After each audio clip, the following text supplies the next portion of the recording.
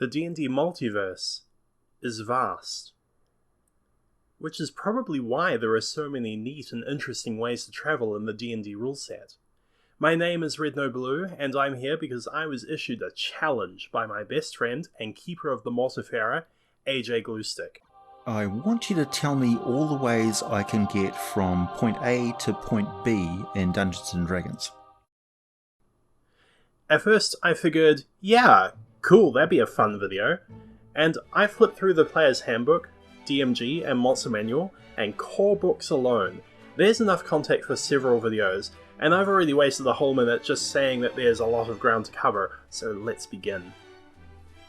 In this video, we're going to step away from the high arcana lessons of the previous video and start with the type of magic that everyone is familiar with, spells. The Player's Handbook holds a pretty good selection of spells to fit most any situation, but there is a truly staggering number of spells created to promote movement both on the battle grid and in your stories. There are three types of movement that I'm going to cover in this video: tactical, narrative, and the special cases. Tactical travel is movement done during combat. Each D&D character has a movement measured in feet, somewhere between 20 to 40 feet inclusive, before armor and supernatural class increases. Characters can spend their main action to also dash, allowing them to move up to their speed again. Some classes can move their bonus action to dash instead of their main action. On the tactical battle grid, each square of movement is 5 feet, so characters can generally move between 4 and 8 squares inclusive per turn. Narrative travel is traveling because the story directs it, rather than combat. This could be walking around town, between towns or countries, overseas, or interplanar. Regardless of speed boost, the Dungeon Master's Guide states that over an 8-hour day, a party can cover 40 miles at most. It should be noted that a narrative travel option can have tactical implications, but for the most part, narrative is getting from A, which is here, to B, which is quite far away. If something can be both narrative and tactical, it will be under the narrative category. First of all, tactical.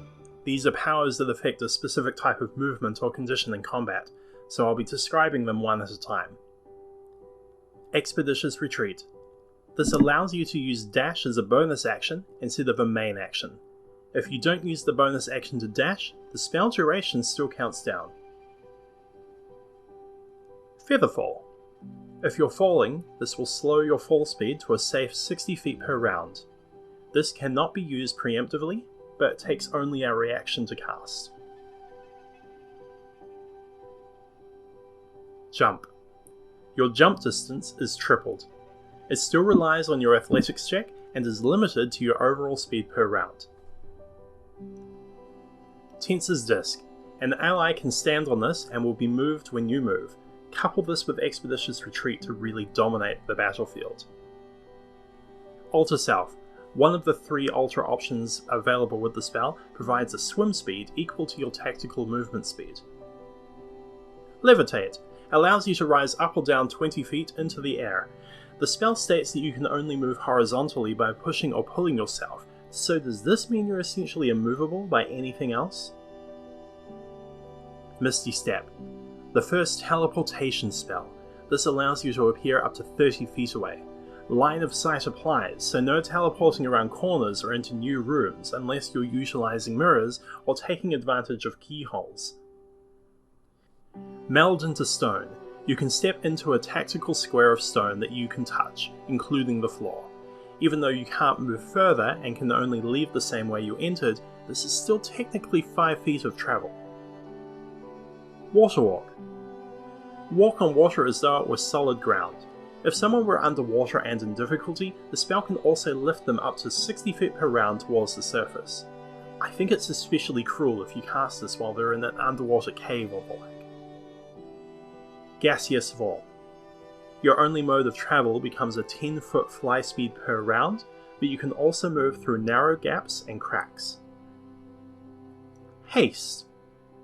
This spell gives you an extra action per turn, which can only be used for one of several specific actions, one of which is the dash action. Dimension Door. Teleport up to 500 feet away, which can include places you can't see by advising the spell how many feet and in which direction you'd like to travel. If you appear in a solid object, you will take damage. Grasping Vine. Create a vine that grasps. This can target allies also and can move them up to 20 feet towards you. This is an excellent spell to use when trying to get the party over a crevasse or other such hazard, where it would be dangerous to rely solely on athletics checks. Animate objects. Up to 10 objects are given the semblance of life through motion and are controlled by you. Tables and chairs could be made to move as your own personal platform. Your clothes could become a strange assisted power armor. Telekinesis. You can move yourself or another up to 30 feet per round.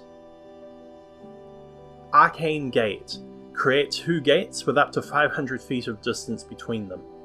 You can move between the 2 gates at will. You can make the gates any colour, but why would you not choose blue and orange? Reverse Gravity. Gravity pulls you up instead of down. This affects a massive cylinder with a radius of 50 feet and a height of 100 feet. This can be used to reach higher ledges, and if you could time it right, it could also be used to reduce terminal velocity speed from falling. Time Stop. This spell stops time for 1d4 plus rounds. While it doesn't increase your overall travel speed, time doesn't pass for anyone else, so for all intents and purposes, you have teleported relative to others. Still with me? If not, that's fine, I understand, that was a lot more than I was expecting. Of course, if you're not, then you wouldn't be able to hear this. Moving on. Narrative spells are those that usually last for a scene, or change a scene. There are 36 spells in this category that I've sorted into 7 distinct groups, because they more or less do the same thing, just in slightly different flavours. The first are the spells that summon other creatures. The Conjure, insert flavour of riding mount you want. You can summon a Pegasus with Conjure Celestial. An elemental can provide superior travel through its medium, save for fire, whose only medium is pain. Beware though, elementals and fae will become hostile if you break concentration. Planar Binding and Planar Ally are usually used to bring in hired muscle, but most of the allies you can call will have access to greater travel options. The second group are those spells that change the environment, thus allowing for greater ease of travel. Control Weather can increase wind speed. Move Earth can remove difficult terrain over a very small distance. It still counts. And Control Water can change the flow of the current in the 100-foot cube, including up walls. Group number 3 is composed of those spells that enhance your base form but don't change it completely. Water Walk, Long Strider, Spider Climb, and Fly each fulfill a different need, and have the advantage over other spells that you retain your own faculties and abilities still. Number 4 is the Creation spells, Fabricate and Creation. As long as you have the raw materials, you can create objects to facilitate and better movement. We come across the first possible cheat with Creation. The size limitation is a 5-foot cube, but in my opinion many foldable vehicles exist in the world. Group 5 is the 2 spells that are created solely for travel and remove the ability to engage in combat. Etherealness sends you into the ethereal plane, go figure, which overlaps the material plane but cannot be interacted with. Windwalk turns you into mist, and it takes 10 rounds to transition back into corporeality. Group 6 is the Teleport family, I think my favourite family. The spells that I think every wizard secretly makes a wizard for. Every young wizard dreams of throwing a fireball into a balanced group of goblins and making the DM cry. Once that goal is attained, every wizard dreams of casting a spell that forces a scene change to a massively different location, and making the DM cry. Group 7 is the Polymorph family. Why summon a giant eagle when you can turn into one? Why summon an elemental when you can turn into a bullet? If you're falling off a cliff, why cast a spell that lets you fly when you could turn into a goldfish instead? Finally, we move on to the spells I love the most. We've covered the tactical spells, which do very specific things in combat to give yourself an advantage. We've covered the narrative spells that force a scene change or transform your capabilities within a scene.